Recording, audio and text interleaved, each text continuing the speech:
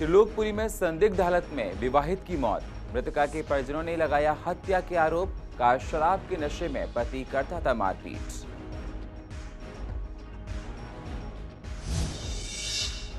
पूर्व प्रधानमंत्री अटल बिहारी वाजपेयी की पुण्यतिथि पर पूर्व दिल्ली के लोगों ने किया उन्हें याद। आज के ही दिन दिल्ली के एम्स अस्पताल में ली थी उन्होंने अपनी आखिरी सांस। कोरोना वॉरियर्स को भी किया गया सम्मानित। सुप्रीम कोर्ट ने किया बड़ा फैसला। निगरानी समितियों को दिया आदेश। आवासीय इकाइयों को कहा डीसील करने के लिए व्यापारियों को मिलेगी राहत। पीएम मोदी ने दिए महिलाओं की शादी की उम्र बढ़ाने के संकेत। महिलाओं ने जताई सहमति। लड़कियों को मिलेगा आत्मनिर्भर बनने का मौका।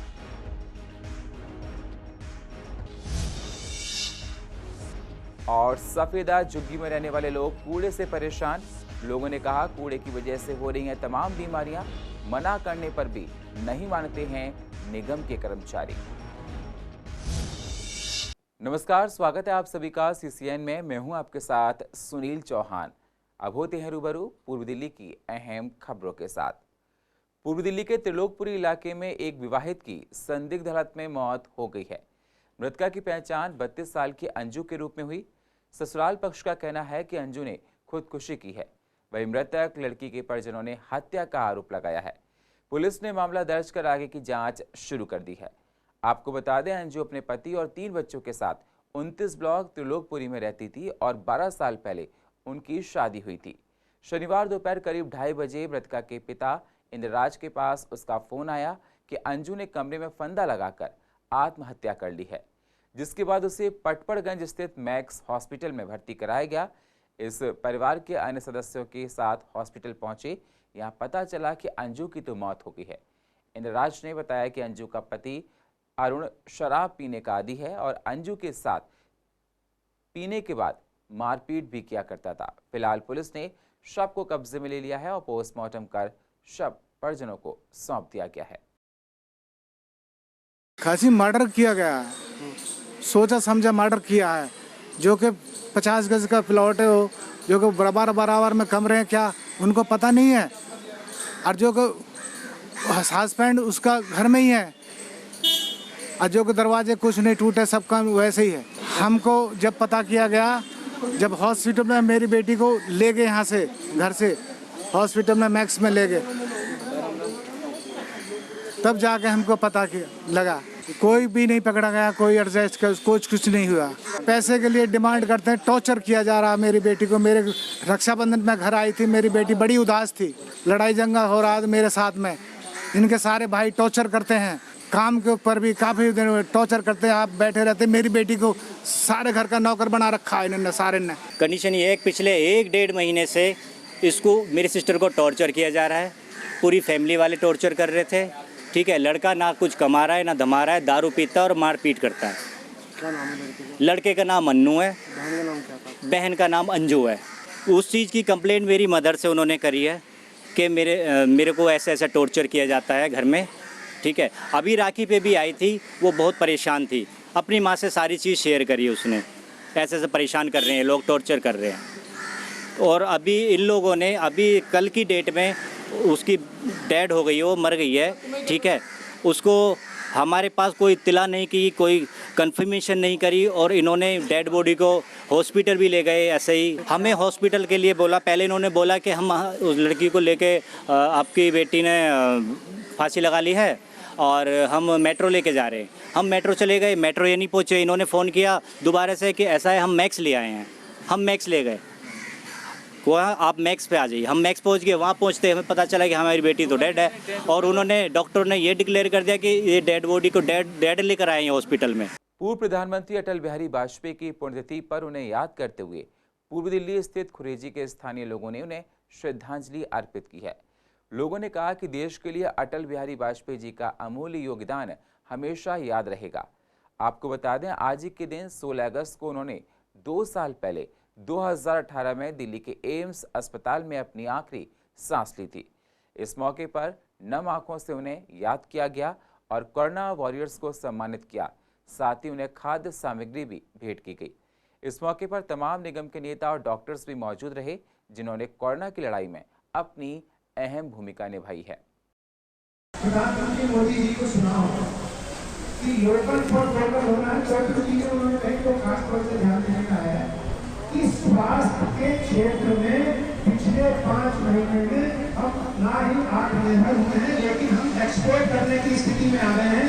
N95 मास्क को PPE और वेंटिलेटर, मैं डॉक्टरों को जानता हूँ आज 90% मेडिकल इक्विपमेंट हो या और मेडिकल से जुड़े हुए सामान हो, वो विदेश से आते हैं। रॉ मटेरियल यहाँ से जा रहा है और रॉ मटेरियल पर टैक्स लगकर उसका फिनिश प्रोडक्ट वापस आ रहा है। ये व्यवस्था हमको बदलनी है। हमको इम्पोर्ट और एक्सपोर्ट का डिफरेंस कम करना है। इम्पोर्ट भी हो तो हमको रॉ मटेरियल को इम्पोर्ट करने की जरूरत है, हो सकती है, लेकिन हमारे जो डॉक्टर्स हैं, हमारे साइंटिस्ट हैं, दुनिया भर की मेन कंपनी के CEO, आज गूगल का CEO कौन है? पिचाई, सुंदर पिचाई, ऐसे बहुत सारे हिंदुस्तानी हैं जो विदेशी कंपनियों को चला रहे हैं। उन विदेशी कंपनियों को भारत के नाम से भारत में चलाना है, ये उद्देश्य आत्मनिर्भर भारत है। प्रधानमंत्री मोदी ने शनिवार को लाल किले से 7वीं बार देश को संबोधित किया। इस दौरान उन्होंने महिलाओं के मुद्दों को आगे लेकर बढ़ने की बात कही। साथ ही उन्होंने महिलाओं की शादी की उम्र बढ़ाने के भी संकेत दिए हैं। शादी की न्यूनतम उम्र 18 से हटकर 21 की जा सकती है। जब इस बारे में महिलाओं से बात की गई तो उन्होंने कहा कि अगर ऐसा होता है तो बेहद ही अच्छा फैसला है। इससे लड़कियों को उच्च शिक्षा प्राप्त करने का मौका मिलेगा और वो आत्मनिर्भर बन सकेंगी। महिलाओं और पुरुष के बीच समानता लाने में भी ये निर्णय असरदार साबित होगा। वैसे मोदी जी ने जो डिसीजन जो बताया है कि 18 से ज़्यादा उम्र होनी चाहिए, तो बिल्कुल सही बोला है उन्होंने। 18 में तो इंसान, लड़कियां जो हैं इतना नहीं कर पाती हैं, समझने इतनी समझ नहीं होती है। 18 के बाद इंसान थोड़ा, लड़कियां जो हैं थोड़ी समझदारी का समझते काम लेती हैं, समझ आती हैं हर चीज़ को, तो उन्होंने सही बोला है। फर्स्ट ऑफ ऑल 18 कोई एज नहीं होती है, लड़कियों को मेंटली प्रिपेयर्ड होना पड़ता है। 20+ ही होनी चाहिए लड़कियों की मैरिज एज जो होती है, क्योंकि आगे जाके बहुत ज़्यादा स्ट्रगल करना पड़ता है। और पहली बात, फर्स्ट ऑफ ऑल ये चीज़ भी हो जाती है कि एक होता है कि स्ट्रगल आगे भी करना होता है, लड़कियों को करियर बनाना पड़ता है। कुछ लोगों की सोच आज भी है कि 18 की एज में शादियाँ कर देनी चाहिए, लड़कियों को तो चूल्हा चौका चलाना है। लेकिन कुछ जो होते हैं अच्छी फैमिलीज़ के लोग होते हैं, उनकी सोच ये होती है कि लड़कियों को पहले अपना पढ़ाई स्टेबल करें अपने पैरों पे, कि आगे जाके कुछ अपनी मतलब फैमिली पे इंडिपेंडेंट भी बने।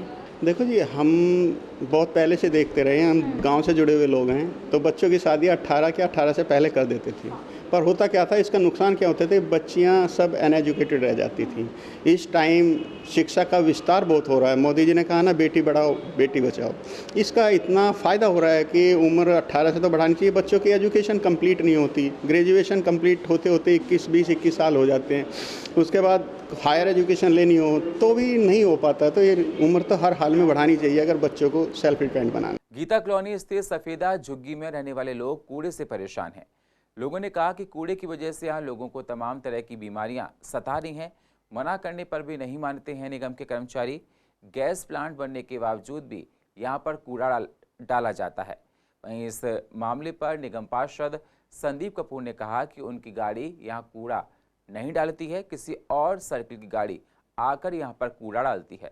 फिर भी इस समस्या के समाधान के लिए वो यहाँ एक दीवार खड़ी कर रहे हैं जिससे कूड़ा ना डाला जा सके। ये कूड़ा हफ्ते हफ्ते हो जाता है, उड़ के जब आंधी तूफान आते उड़ के घरों में आ जाते हैं। संदीप कपूर कोई ख्याल ही नहीं करते। और देखो ये खत्ता हमारा था, इन्होंने वो बना दिया। पहले यहाँ पे खत्ता था? हाँ, पहले खत्ता था, जबरदस्ती कपूर ने बनाया। और देखो कितना कूड़ा उड़ के घरों में पहुँच जाता है। जहाँ पर ये खत्ता घर था वो इन्होंने जगह ले ली। इन्होंने कहा कूड़ा नहीं डलेगा यहाँ, और कूड़ा हमारे घरों के इधर जा रहा है। बच्चे हमारे बीमार पड़े हुए हैं। अरे उठता ही नहीं है, आधे एक गाड़ी भर के ले जाता है फिर उठाता ही नहीं है, ऐसे ही करता है। ये कूड़ा तो 2 दिन हो गए, कल भी नहीं आया और आज ऐसे ही पड़ा हुआ है। आज तो और भी नहीं आएगा और सबके बच्चों के इन्फेक्शन है। और बहुत कंप्लेंट करी हमने, ये खत्ता अंदर था और ये खत्ता ना बाहर आ चुका है। बहुत टाइम से खत्ता अंदर था, इन्होंने कुछ अपना बना लिया और खत्ता यहाँ बना दिया। और गांधीनगर का कूड़ा यहाँ आके डलता है, गांधीनगर का कूड़ा यहाँ आके डलता है। इतना यहाँ पर पड़ा रहता है, जगह जगह का गांधीनगर का सारा है ना कूड़ा यहीं पर डलता है। लोगों को इतनी परेशानी होती है कि जिसके कारण है ना लोग बाग बीमार पड़ जाते हैं। कूड़ा एकदम बाहर लगा देते हैं, लोग बाग इतने परेशान हैं इससे। निगम पार्षद से कहो, जिससे भी कहो, कोई भी सुनवाई नहीं है यहाँ। देखिए, जो मुल्तानी मोहल्ला है वो कृष्णनगर वार्ड का हिस्सा था और मैं जब आया था तो बहुत बड़ा एक खत्ता था, दलदल थी और बहुत बदबू थी वहाँ, और ख़ासकर दो तीन दिन तक कूड़ा नहीं उठता था। तो उस क्षेत्र को पहले साफ़ किया और आज की डेट में वहाँ वेस्ट टू एनर्जी प्लांट लगा है, जहाँ की हम प्रतिदिन 3500 से 4000 किलो गीले कूड़े से खाद बना रहे हैं। अब क्योंकि वो वेस्ट टू एनर्जी प्लांट बन गया तो उसके नज़दीक लोगों ने बाहर ही कूड़ा फेंकना शुरू किया, लेकिन अब कूड़े की क्वांटिटी कम है और मुझे ये भी पता लगा है कि कुछ दूसरे वार्ड की गाड़ियाँ आके वहाँ कूड़ा फेंक कर जा रही हैं। तो आने वाले समय में उसका प्रबंध होगा। जो आसपास का इलाका है उसे भी अभी हमने एक नया प्रोजेक्ट वहाँ शुरू किया है, वहाँ हम शेड लगवा रहे हैं जिसमें जो खाद जो निकल रही है हमारे प्लांट से उसको प्रोसेस करके और उसे थैलियों में भर के आसपास के लोगों को दिया जाएगा। कृष्णनगर वार्ड का तो कोई भी टिप्पर वहाँ कूड़ा फेंकता नहीं है। अब मैं चेक करूँगा कि अगर गांधीनगर या आसपास के इलाके से कोई टिप्पर वाला आ रहा है तो ज़रूर उसे टाइट किया जाएगा और वहाँ कूड़ा फेंकने से बिल्कुल मना किया। बारिश के मौसम में सब्जियों के दाम आसमान छू रहे हैं। लगभग सभी सब्जियां पहले से महंगी हो गई हैं। जो टमाटर पहले 20 से 30 रुपए मिला करते थे वो अब 50 से 60 रुपए किलो बिक रहे हैं। सब्जी विक्रेताओं का कहना है कि इससे बिक्री पर काफ़ी फर्क पड़ता है। जहां पहले लोग 4 से 5 किलो सब्जी एक साथ लिया करते थे, वहीं अब सिर्फ 1 से 2 किलो ले जाते हैं और जब तक बारिश का मौसम रहेगा तब तक सब्जियों के दाम बढ़े रहेंगे। ये रोज़ की चक्कर है, कभी कम हो जा रहा है तो कभी बढ़ जा रहा है। कल धनिया 50 रुपये 100 ग्राम बिका तो भाई 40 की 100 ग्राम हो गया। हफ्ता दिन पहले 20 रुपये 100 ग्राम बेचे, अब 50 हो गया, 40 हो गया, 60 हो गया। अगर बात करें तो सबसे ज़्यादा महंगी सब्जियां कौन कौन सी हैं? महंगी अभी सब चीज़ सब्जी है, आलू भी महंगी है, प्याज छोड़ा करके सब सब्जी महंगी। दिक्कत तो होती है ना। अब ग्राहक जब कोई चीज़ पहले 20 रुपये किलो बिक रही थी, अब सीधी वो चीज़ 40 हो गई है। कुछ बरसातों के चक्कर में कुछ इस टाइम जो सब्जियां कम होती है, बरसातों के चक्कर में खेतों में सब्जियां कम होती निकलती है, तो इस वजह से सब्जियां महंगी हो जाती है। सबसे ज़्यादा महंगी सब्जी तो नॉर्मल में आपकी मटर और गोभी है। मटर, गोभी, शिमला मिर्च या धनिया या मिर्ची, ये चीज़ महंगी है। लॉकडाउन के टाइम के अंदर मटर का रेट था 30-40 रुपये किलो। आज की रेट में मटर का रेट है 100-120 रुपये किलो, 80 रुपये किलो। बढ़िया अच्छी क्वालिटी के मटर लोग 120, उससे नीचे 100-80। बहुत महंगाई है इस समय, लॉकडाउन है जिसमें कमाई धमाई है नहीं। आज टमाटर देखो वो भी जनवा 60 रुपये किलो है। कोई सब्जियाँ 40-50 से काले है ही नहीं है। गोभी देखो वो भी जनवा 80-90-100 रुपये किलो का बाजार है। मटर देखो 160 रुपये। परेशानियाँ बहुत है। परेशानियाँ है कि काम धंधे तो है ही नहीं, सब बंद पड़े हैं। जो है अब खर्चे कहाँ से निकलेगा? सब्जियाँ इतनी महंगी है। मटर 160 रुपये 140 रुपये किलो का मटर है। बिक्री में ज़्यादा से ज़्यादा प्रॉब्लम आ रही है, चूँकि जैसे कोई भी व्यक्ति अगर धनिया की बात कर लेते हैं, स्पेशली धनिया की, तो धनिया जो मान लीजिए कि अगर वो 250 ग्राम ले जाता तो अब इस समय 50 ग्राम ही ले जा रहा है, चूँकि धनिया इतनी महंगी होगी। मंडी का ही रेट बहुत महंगा है, वहाँ पे भी बहुत महंगे आ रहे हैं। हम भी लेने आए थे जी, बस हम भी पहले 30 रुपये किलो थी, आज 50 रुपये किलो हो गई है। परेशान तो होएगी। अब तो जब तक ये कोरोना रहेगा तब तक परेशान रहेगी। वही है, पहले टमाटर 30 तक आ गया था, अब 50 रुपये हो गया। पहले सब्जी 5-6 ले जाते थे, अब 1-2 ले जाते, बस इतना ही फर्क होता है। बस लॉकडाउन में लोगों को तमाम तरह की परेशानियों का सामना करना पड़ा, लेकिन कुछ चीज़ें लोगों के लिए अब भी परेशानी का सबब बनी हुई हैं। उनमें से एक है PUC सर्टिफिकेट पाने के लिए लंबी लंबी कतारें। जिन लोगों के वाहन संबंधी दस्तावेज वैध होने की तारीख लॉकडाउन के दौरान खत्म हो गई थी, उन्हें अब डॉक्यूमेंट बनवाने के लिए घंटों कतार में खड़े रहते हैं और इंतज़ार करना पड़ता है। लोगों का कहना है कि परेशानी तो है, मगर 1000 रुपये के चालान से बचना है तो ज़रूरी भी है। पोल्यूशन की दिक्कत हो रही है, इसलिए करवाना ज़रूरी है और सभी को करवाना चाहिए। मैं तो ये कहता हूँ, मैं तो पहले से ही शुरू से ऐसे ही करवाता हूँ, 1-2 दिन पहले ही करवा लेता हूँ। 3 महीने का होता है स्कूटरी का, तो नहीं उसका फ़र्क तो पड़ता है, लेकिन जो आदमी जागरूक है उसके लिए तो कोई दिक्कत नहीं है। और जो आदमी दिल्ली में रहता है तो दिल्ली का पोल्यूशन कम रहे, सांस लेने में तकलीफ़ ना हो। एक तो कोविड-19 भी आया हुआ है, तो हर आदमी अगर ये ऐसा काम करे तो बहुत अच्छा है। पोल्यूशन तो कराने आ रहे हैं, लेकिन जो है सॉफ्टवेयर प्रॉब्लम हो रही है। सॉफ्टवेयर की वजह से कि गाड़ी में 10 से 15 मिनट लग रहे हैं, तो उस चक्कर में भीड़ ज़्यादा लग रही है। पोल्यूशन करने से लोगों को आ ही रही है, क्योंकि चालान का डर तो ही लोगों में। कितनी देर लगती है एक गाड़ी का पोल्यूशन? वैसे नॉर्मल टाइम 2 से 3 मिनट मान लो, और अब जो लग रहा है 10 से 15 मिनट गाड़ी में लग रहा है। 10 मिनट मान के चलो। कितने टाइम का पोल्यूशन होता है? सर मॉडल के ऊपर डिपेंड होता है, BS4 भी है, BS3 भी है। BS3 का 3 मंथ का, BS4 का 1 ईयर का, वो भी ओनली 4 व्हीलर। ये सर्वर ही नहीं चल रहा है इनका, सर्वर में बहुत टाइम लग रहा है। मुझे लगभग 2 घंटे हो गए खड़े हुए, और ना कोई बैठने की या कहीं छाया की जगह धूप में खड़े हैं। नहीं, अवेयर तो होगी पब्लिक, ये तो इसमें जब चालान बढ़ा तो अवेयर तो होगी, तो इसलिए सभी दौड़ लगा रहे हैं प्रदूषण करवाने के लिए। नहीं, बढ़ाया तो है, पर एकदम इमीडिएटली इतना करना थोड़ा टाइम देते हैं ना, कि हाँ भाई इतने टाइम तक का वो है, तो 10 दिन 15 दिन कोई टाइम देते हुए इतने पीरियड तक टाइम तक मतलब ये इसको वो करा जाए। अभी अधिकतर हर लोग अपने कागज़ पूरे रखता है, लेकिन एक डेडलाइन के साथ क्या होता है, एक अफरा तफरी मच जाती है। अफरा तफरी में नुकसान भी ये है कि सर भीड़ लग रही है, अभी आप देख पा रहे हैं एकदम बल्क इकट्ठा हो रहा है। ये रेगुलर चेक है, आज से पहले भी पोल्यूशन होता था और सब कराते थे, तो इतना जाके डरा दिया लोगों को कि लोग एकदम भाग रहे हैं बुरी तरीके से, तो वो कहीं ना कहीं नुकसानदायक है। पूर्व दिल्ली के विवेक विहार की रोड नंबर 71 का जायजा लिया हमारे CCN के संवाददाता ने। इस रोड पर कई गड्ढे होने की वजह से दोपहिया वाहनों को आने जाने में काफ़ी दिक्कतों का सामना करना पड़ता है। गड्ढों की वजह से अक्सर स्कूटी बाइक्स वालों को चोट लग जाती है। लोगों का कहना है कि सड़क की हालत बेहद खस्ता है और कई महीनों से रोड इसी तरह खुदा पड़ा है। ऐसे में परेशानी सिर्फ आने जाने वाले लोगों को होती है। वहीं दूसरी ओर फुटपाथ पर भी देखा जा रहा है परेशानी है, फुटपाथ टूटे पड़े हैं। पार्किंग की सुविधा ना होने की वजह से लोग फुटपाथ के ही नज़दीक गाड़ियां खड़ी कर चले जाते हैं। अब ये रोड खोदा हुआ पड़ा है, कहीं ना कहीं पानी का गड्ढा भरा होता है, कोई भी गाड़ी आती है 2 व्हीलर 3 व्हीलर, उनको सबसे ज़्यादा परेशानी होती है। 4 व्हीलर होता है आराम से निकल जाता है, लेकिन 3 व्हीलर या 2 व्हीलर को जंप लेके एक्सीडेंट होते हैं, ये परेशानी आती है। तो इधर देखा जाता है फुटपाथ भी टूटे हुए हैं। फुटपाथ टूटे हुए, सरकार जो अपना काम करती है कागजों में करती है, ठेकेदार के अपने बिल पास हो गए और आराम से फुटपाथ टूटे पड़े हैं। एक्सीडेंट जब गड्ढा है तो एक्सीडेंट तो कहीं ना कहीं होगा ही। कुछ ऐसे रोड हैं जो कंप्लीट बने हुए होते हैं, उनको दोबारा सरकार बनाती है। आपने भी देखे होंगे, सेंट्रल दिल्ली में जाके देखिए, आप नीचे बैठ के रोटी खा लोगे, लेकिन अगर आउटर दिल्ली में या कहीं और दिल्ली में देखिए तो आपको इतने गड्ढे मिलेंगे, इतने रोड ख़राब मिलेंगे कि उधर कोई सरकार ध्यान नहीं देती। आती है, अपना वोट लेती है और चली जाती है, चाहे वो सरकार किसी भी पार्टी की हो। सरकारों से मतलब नहीं है, पार्टी से मतलब नहीं है, पब्लिक के लिए कुछ करे तो पता लगे।